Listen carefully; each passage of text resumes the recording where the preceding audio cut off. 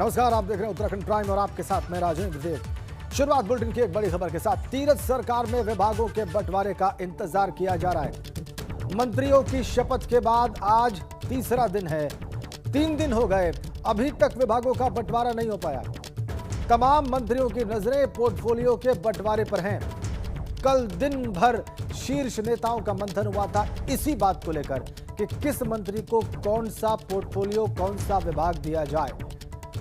3 दिन बाद भी पोर्टफोलियो वितरित नहीं किए गए हैं शपथ लिए मंत्रियों को। तो सभी को इंतजार, खासकर मंत्रियों को, कि उन्हें कौन सा पोर्टफोलियो मिलता है, उन्हें किस विभाग का दायित्व सौंपा जाता है। कल पूरे दिन मंथन हुआ, आज भी इंतजार का क्रम जारी रहा, आज भी इंतजार का सिलसिला आगे बढ़ा, लेकिन अभी तक ये स्पष्ट नहीं है कि किस मंत्री को कौन सा विभाग मिला है।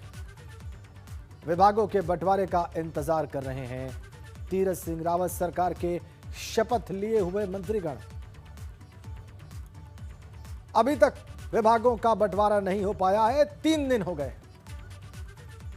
तमाम मंत्रियों की नजरें इस बात पर कि उन्हें कौन सी जिम्मेदारी दी जाती है, उन्हें कौन सा विभाग दिया जाता है, और यह बहुत मायने रखता है उनके लिए। संतोष असंतोष दोनों विभागों के बंटवारे पर हो सकते हैं। 10 मार्च को तीरथ सिंह रावत ने उत्तराखंड के मुख्यमंत्री पद की शपथ ली। कल दिन भर मंथन चला, आज भी इंतजार चलता रहा, लेकिन अभी तक स्पष्ट नहीं हुआ कि किस मंत्री को कौन सा विभाग मिल रहा है।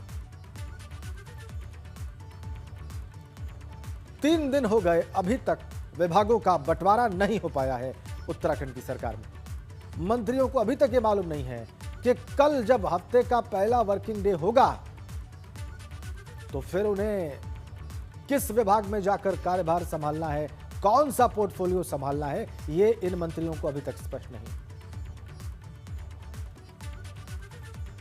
ये बड़ी बात, ये बहुत महत्वपूर्ण सरकार के कामकाज के लिए भी।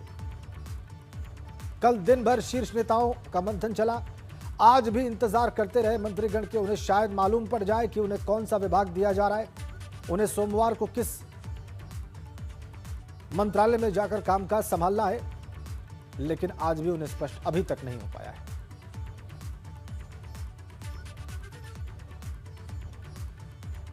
जिन मंत्रियों ने शपथ ली उनकी तस्वीरें हम आपको दिखा रहे हैं।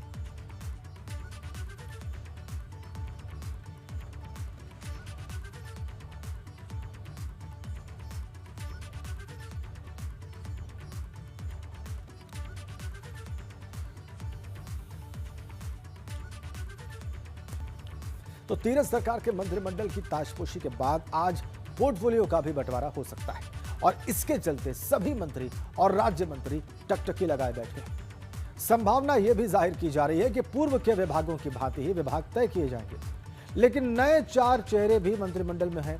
उनको कौन सा विभाग मिलेगा, इस पर भी मंथन चल रहा है।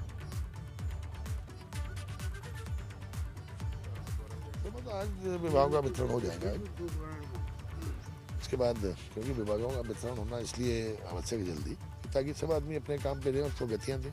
देखिए, लोकतंत्र में जब इस प्रकार का कोई व्यवस्था होती है कि जनता क्या चाहती है, तो उसकी समीक्षा करने की गुंजाइश रहती है, और वर्तमान मुख्यमंत्री शायद वही समीक्षा कर रहे हैं। हाँ, रहेगी। उत्तराखंड के नए मुख्यमंत्री तीरथ सिंह रावत ने विधिवत रूप से कार्यभार संभाल लिया है। मुख्यमंत्री की कुर्सी पर बैठने से पहले उन्होंने पूजा पाठ भी किया।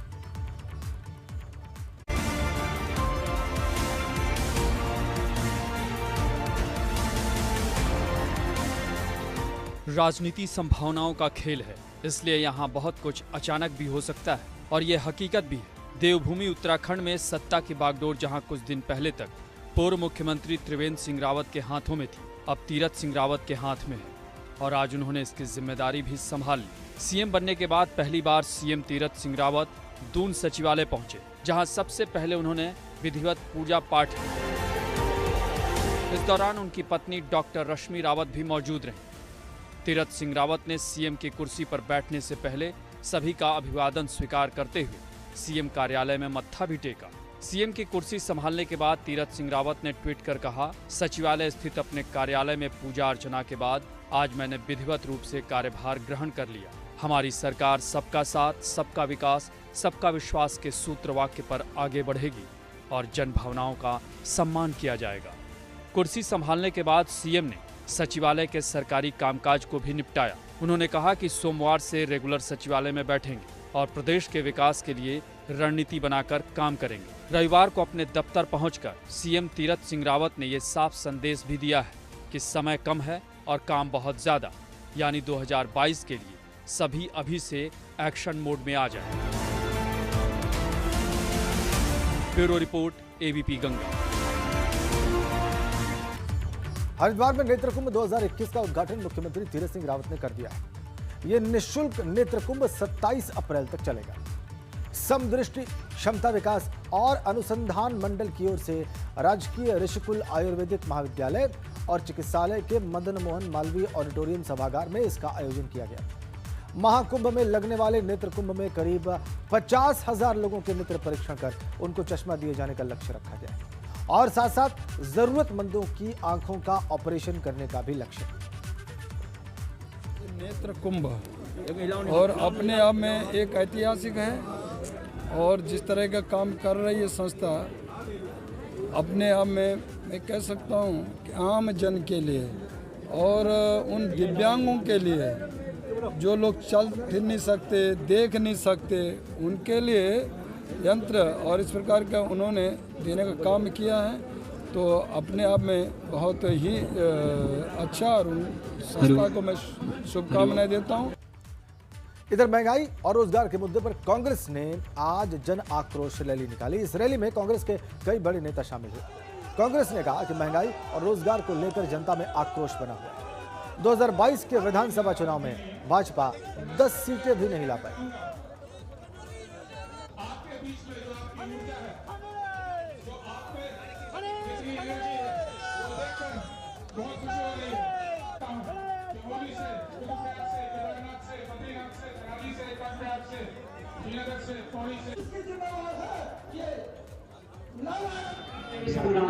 ये बात का द्योतक है कि इस सरकार की जो गलत नीतियां हैं, गलत आर्थिक नीतियां, उससे आम जन त्रस्त है।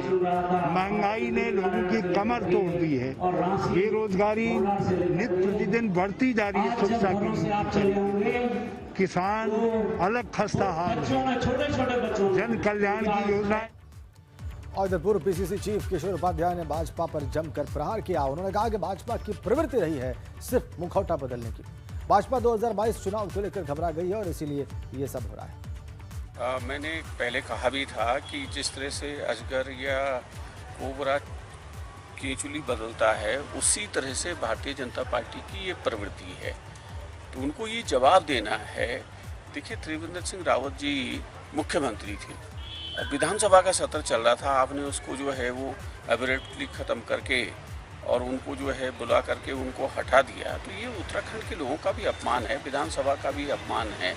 और जिस तरह से आपने खाली एक मुखौटा बदला और उसके बाद सबके सब वही लोग हैं, तो मुझे ये लगता है कि सबसे पहले तो इंक्वायरी ये होनी चाहिए कि इस तरह की स्थिति क्यों पैदा हुई है।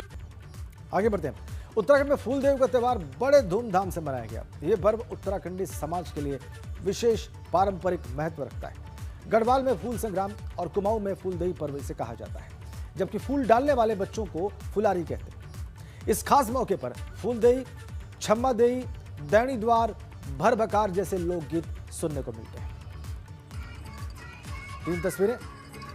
सांसद अनिल बरूनी ने दिल्ली में देखिए फूलदेवी त्यौहार मनाया। रामनगर में धूमधाम से मनाया गया फूलदेवी पर और धूमधाम से मनाया गया पर्व उत्तराखंड के दूसरे हिस्सों में भी। बागेश्वर की तस्वीरें भी आप देख रहे हैं। तो फूलदेवी का त्यौहार विशेष पारंपरिक महत्व रखता है उत्तराखंड में और आज वो जैसे मनाया गया उसको दिखाती हुई 3 तस्वीरें।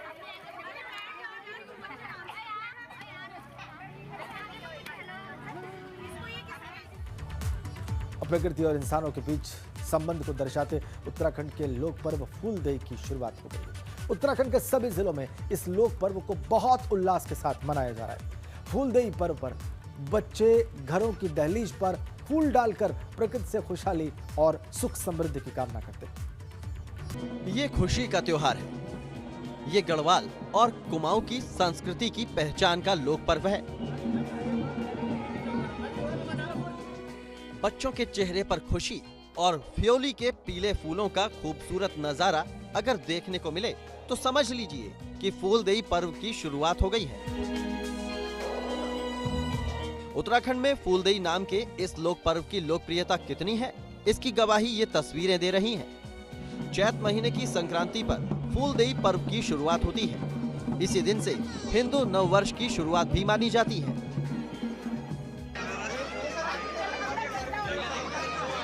सूबे के मुखिया तीरथ सिंह रावत ने भी अपने आवास पर परिवार के सदस्यों और बच्चों के साथ प्रकृति का आभार जताने वाले फूलदेई पर्व को मनाया।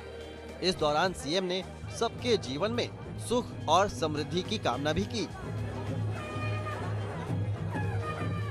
फूलदेई आज और बसंत ऋतु प्रारंभ होने जा रही है और खेत और खलियान पीले नीले हरे ऐसा एक नई बहार आ रही है, तो उस रूप में ये पर्व मनाया और बच्चियों के द्वारा जो कन्याएं हैं जिनका हम सम्मान करते हैं, आदर करते हैं, जिनके कारण समाज बनता है और उनको मैं नतमस्तक करता हूं, उनको दंडवत करता हूं, उन कन्याओं की पूजा करते हुए, और इस प्रकार की संस्कृति हमारी बनी रहे।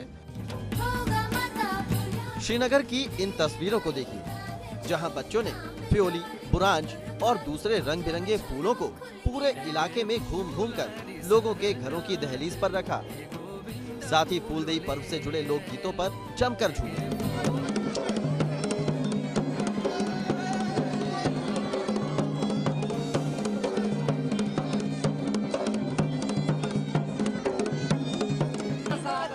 हर घर में खुशी होनी चाहिए, जो मतलब माता है वो उनको खुश करे। किस तरीके का आज उत्साह था, पूरे ट्रेडिशनल वेशभूषा में आप आए हो? आज फूलदेई का वो था तो उसमें मतलब टीचर्स ने बोला था कि आपको गढ़वाली ट्रेडिशनल में आना है, फुल गढ़वाली ट्रेडिशनल में आना है। फूलदेई पर्व कहीं कहीं 8 दिन चलता है तो कहीं ये लोक पर्व पूरे चैत के महीने मनाया जाता है। हालांकि पर्व को लेकर कुछ लोगों का कहना है कि शहरीकरण और पर्व के बारे में जानकारी न होने से ये प्रथा विलुप्ति की कगार पर थी। श्रीनगर के जितने भी सांस्कृतिक प्रेमी, कला प्रेमी हैं, उन्होंने मिलकर निर्णय लिया कि इस पर्व को बढ़ाने का, संवारने का कार्य करेंगे और सब मिलजुल कर इस कार्य को कर रहे हैं। इसमें छोटे छोटे बच्चों को एकत्रित करके पूरे श्रीनगर भर में फूल डाला जाता है। पौड़ी में भी बच्चे फ्यूली के फूलों को चुनकर घर लाए और दहलीज पर फूलों को डालकर फूलदेई के पर्व की खुशियों को मनाया। दहलीज पर फूल रखकर ईश्वर से कामना की जाती है कि प्रकृति और मानव के बीच के संबंध लगातार बने रहें। यही वजह है कि राज्यसभा सांसद अनिल बलूनी ने भी लोगों से अपील की है कि वो उल्लास और उत्साह के साथ लोक पर्व फूलदेई को मनाएं। इस शुभ दिन पर भी हम अपने नौनिहालों द्वारा अपने घर की दहलीज पर पुष्प वर्षा कराएं, उन्हें शगुन के तरह तथा उपहार देकर इस त्योहार को जीवंत बनाएं। हल्द्वानी और उसके आसपास के इलाकों में भी फूलदेई पर्व धूमधाम से मनाया गया। इस दौरान बच्चे काफी उत्साहित दिखे। फूलदेई पर्व उत्तराखंड की लोक संस्कृति का पर्व है। ऐसे पर्व के जरिए कोशिश यही रहती है कि उत्तराखंड की परंपरा आगे भी चलती रहे और नई पीढ़ी इस पर्व को जाने और इसकी खुशियों को सेलिब्रेट करे। Bureau report, ABP Ganga.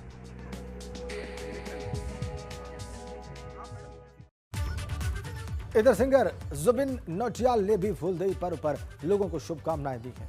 जो उन्होंने कहा वो आपको दिखाते हैं। नमस्कार दोस्तों, मैं हूं आपका जुबिन नौटियाल। जिस प्रकार पूरे उत्तराखंड ने इस बार इगास के त्योहार को जोरों शोरों से धूमधाम से मनाया, उसी प्रकार मैं आपसे विनती करता हूं कि 14 मार्च को एक और बहुत ही खूबसूरत त्योहार है जिसको कहते हैं फूलदेई, और मैं पूरे उत्तराखंड से ये विनती करता हूं कि इस त्योहार को जोरों शोरों से बनाएं। जय उत्तराखंड, जय। भारतीय सभ्यता और संस्कृति में प्राचीन काल से ही प्रकृति और पेड़ पौधों की खास अहमियत रही है, और इसी को देखते हुए उत्तराखंड के रानीखेत में पहला वन हीलिंग सेंटर बनाया गया है, जहां तनाव और इस तरह की तमाम दूसरी बीमारियों का कारगर इलाज प्राकृतिक तरीके से किया जा सकता है। रिपोर्ट देखिए।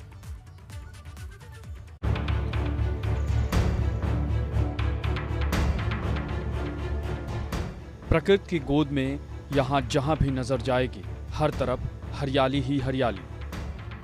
कहीं हरे भरे पेड़ पौधे तो कहीं गमलों में सलीके से सजे फूल पौधों का झुंड, तो कहीं बेंच और लकड़ियों की बनी तमाम आकृतियां। एक बार को लगेगा कि ये कोई सुंदर सा पार्क है, लेकिन हकीकत में ये कोई पार्क नहीं बल्कि उत्तराखंड का पहला वन हीलिंग सेंटर है, जिसे उत्तराखंड वन अनुसंधान केंद्र ने रानीखेत के कालिका में स्थापित किया है। ये ऐसा एक हमने यहाँ पर फॉरेस्ट हीलिंग सेंटर बनाया हुआ है। इसका जो टोटल एरिया है वो लगभग 5 हेक्टेयर है। इसका मुख्य उद्देश्य है कि आदमी यहाँ पर आके अपने आप को शांति से बैठ के तपस्या कर सकता है। यहाँ बहुत सारी बीमारियों का इलाज साइड इफेक्ट वाली दवाइयों से बिल्कुल अलग प्राकृतिक रूप से होगा। यहाँ का वातावरण और माहौल ऐसा कि तनाव जैसी बीमारियाँ तो समझ लीजिए कि यहाँ आने भर से छूमंतर हो जाएंगी। Walking, tree hugging, forest meditation, sky gazing जैसी हीलिंग चिकित्सा पद्धति के जरिए यहाँ कई बीमारियों का कारगर इलाज हो सकता है। तनाव भरी जिंदगी से मुक्ति पाने के लिए एक छोटा सा साधन यहाँ पर हमने बनाया हुआ है। आदमी आए, बैठे, घूमे और हर तरह की एक्टिविटी यहाँ पर कर सकता है, जैसे पेड़ से चिपक के साधना करना, पेड़ों के साथ बातें करना, ये सब चीज़ें यहाँ उसका अनुभव प्राकृतिक रूप से ले सकता है। दरअसल 5 हेक्टेयर में फैला ये हीलिंग सेंटर जापानी चिकित्सा पद्धति पर आधारित है और इसे उत्तराखंड वन विभाग के अनुसंधान विंग ने विकसित किया है। एक्सपर्ट का भी मानना है कि पेड़ या प्राकृतिक चीजें इंसान पर बहुत सकारात्मक प्रभाव डालती हैं। वैसे भी देखा जाए तो प्रकृति से जुड़ाव और लगाव भारत की प्राचीन परंपरा रही है। एबीपी गंगा के लिए रानीखेत से गोपाल की रिपोर्ट। रानीखेत से आ रही इस रिपोर्ट के साथ ही हम रुक रहे हैं बहुत छोटे से ब्रेक के लिए, फौरन वापस लौटते हैं।